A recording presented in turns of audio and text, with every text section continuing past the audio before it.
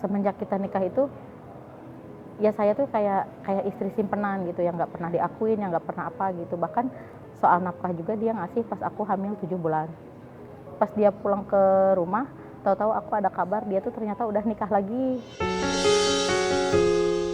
Sebelum viral itu aku udah lapor polisi untuk mencari keberadaan suami aku. Qadarulahnya baru ditemukan saat kasus ini viral. Dia ditemuin ada di Bali, mengganti identitas, ada di Palembang nyamperin pacarnya katanya. Dia sengaja pergi dan aku udah memutuskan untuk menggugat cerai.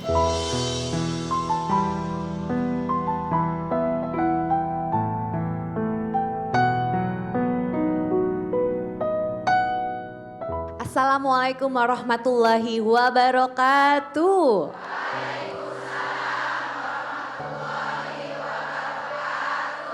Selamat datang dalam program Kajian Hati bersama dengan Ustadz Hilman Fauzi.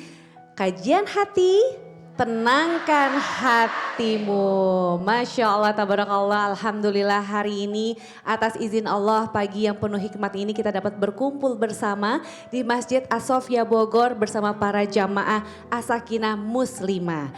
Di mana tema kita kali ini menarik sekali, yaitu doaku bukan takdirku. Nah ini gimana Ustadz kalau kita ternyata pas udah doa kok belum dijawab-jawab juga ya gitu. Bismillahirrahmanirrahim. Assalamualaikum warahmatullahi wabarakatuh.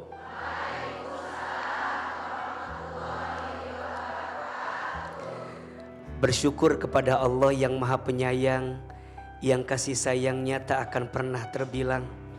Dengan sama-sama mengucapkan kalimat hamdalah, alhamdulillahirabbil alamin. Bunda, setiap di antara kita diperintahkan oleh Allah untuk berdoa. Kenapa? Doa itu adalah cara kita berkomunikasi dengan Allah. Doa itu adalah cara kita untuk mendapatkan kekuatan dari Allah. Maka Nabi SAW menyampaikan ad-du'a'u silahul mu'min. Doa itu senjata orang yang beriman. Jadi hakikatnya yang minta kita berdoa siapa? Allah. Berarti pertanyaannya, Allah senang tidak kepada hamba yang berdoa? Allah suka tidak kepada hamba yang berdoa? Ya, Allah sangat senang, Allah sangat suka. Dan mohon maaf, berarti sebaliknya Allah tidak suka kepada hambanya yang tidak pernah berdoa, yang jarang berdoa.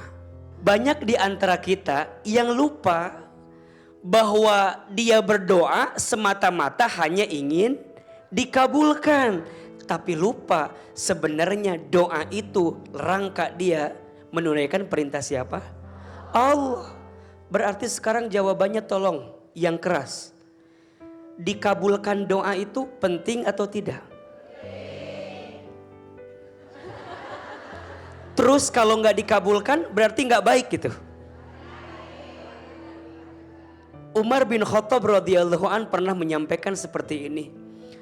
Aku tidak khawatir dengan apa yang baik untukku dan yang tidak baik untukku. Kenapa? Karena aku tidak tahu mana yang terbaik menurut Allah Subhanahu wa taala. Kita bilang sesuatu ini gak baik, tapi boleh jadi menurut Allah baik. Kita bilang sesuatu ini baik, boleh jadi menurut pandangan Allah tidak baik. Berarti pertanyaannya, doa itu ngikutin maunya Allah atau maunya kita? Doa itu ngikutin maunya Allah. Berarti kalau kita berdoa dan belum sesuai dengan apa yang kita doakan, baik atau tidak? Kenapa baik? Karena maunya Allah lebih baik daripada maunya kita. Jangan terlalu berharap bahwa semua yang kita minta harus sesuai dengan apa yang dihadirkan Allah. Kadang Allah menunda doamu bukan karena menolaknya, tapi Allah tahu kapan waktu yang terbaik untuk Allah berikan kepada kita. Betul? Mudah-mudahan hari ini kita akan bahas bagaimana caranya agar doa kita seiringan dengan takdir kita. Insya Allah. Masya Allah, itu langsung dijawab sama Ustadz ya, bahwa ternyata kita tuh doa tuh bukan cuma sekedar pengen dikabulkan aja segera, tapi sebenarnya dalam rangka kita mendekatkan diri sama Allah. Karena Allah tuh senang banget ketika hambanya itu bersujud, menitikkan air mata, curhatnya sama Allah. Bukan curhat sama yang lain-lain. Jadi mudah-mudahan doa kita itu pasti Allah udah atur, karena Allah adalah pembuat skenario terbaik untuk kita pastinya. Nah, sekarang kita akan buka sesi tanya jawab ya kepada para jamaah yang di sini. Boleh mengangkat tangan, lalu langsung ke pokok pertanyaan kita pada hari ini, yaitu tema kita doaku bukan takdirku. Assalamualaikum warahmatullahi wabarakatuh. Waalaikumsalam warahmatullahi wabarakatuh. Kenalin, saya Reni. Sebelumnya aku mau cerita dulu. Ya. Ini kan pertama kali aku datang ke kajian Ustadz Ahilman ya. Sebelumnya saya cuma lihat di TV, di YouTube. Terus saya makasih ya buat kajian-kajian yang selalu masuk ke hati. Saya dalam hati selalu, kapan aku bisa ketemu Ahilman langsung. Sejak kecil saya nggak pernah dapat kasih sayang orang tua. Sampai saya menikah, sampai saya punya anak, saya selalu ngejalaninya sendiri. Saya baru sadar kenapa sih Allah itu kadang nguji saya tuh terus-terusan. Mulai dari saya dapat orang tua yang pecah, saya mulai dapat orang tua yang gak tahu agama sama sekali, sampai saya pun gak disekolahin. Saya punya anak perempuan. Lalu saya ngalamin sekarang, saya ditinggal suami saya, menikah lagi baru kemarin tanggal 25 November. Cuman yang saya pertanyakan, apakah boleh saya berdoa sama Allah, saking takutnya anak saya ngalamin kejadian hal yang sama seperti saya. Ya Allah, jika emang ini ujian, limpahin semua ke saya, jangan ke anak saya.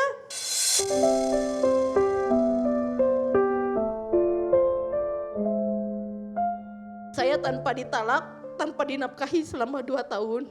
Dan anak saya udah 2 tahun berhenti sekolah karena gak bisa bayar. Bahkan saya pernah tengah malam diusir dari kontrakan sama anak saya pas suami saya tuh pergi dari rumah.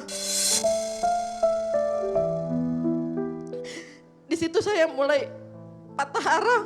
Saya bingung harus kemana. Saya cuma berdoa, ya Allah, jika memang kepahitan ini buat ngapusin dosa-dosa saya di masa lalu, saya ikhlas, tapi tolong jangan pernah anak saya ngerasain ini.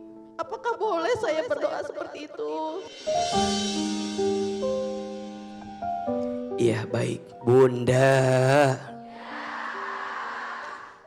Ada 4 kabar bahagia untuk kita yang sedang diuji. 1, orang yang diuji dalam hidupnya adalah orang yang diakui sebagai orang beriman.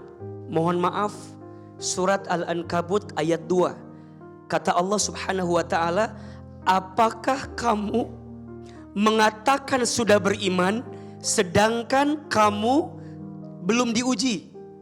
Maka ujian itu adalah cara Allah mengukur dan mengakar iman kita. Sejauh mana iman kita kepada Allah. Karena mohon maaf, banyak orang yang pergi dari Allah setelah diuji. Ada tidak? Tapi ada orang yang ketika diuji malah semakin erat mendekat kepada Allah. Ada? Bunda salah satunya. Tadi Bunda cerita bahwa beliau menikmati hijrah luar biasa. Ini bagus. Dan berkali-kali Ahilman sampaikan, kalau semua luka yang pernah kita rasakan dan membuat kita makin dekat dengan Allah, sesungguhnya kita sudah sembuh dari luka itu. 2, Orang yang sedang diuji itu sedang dijanjikan masuk surga. Kenapa Ustadz? Iya, makin berat ujiannya, makin besar sabarnya, makin terbuka peluang surganya. Salamun alaikum bima sobartum. Salam, selamat. Untuk siapa? Untuk mereka yang sabar. Bagaimana kita bisa menilai sabar kalau belum diuji? Betul? 3, ujian itu cara Allah menghapuskan dosa-dosa kita.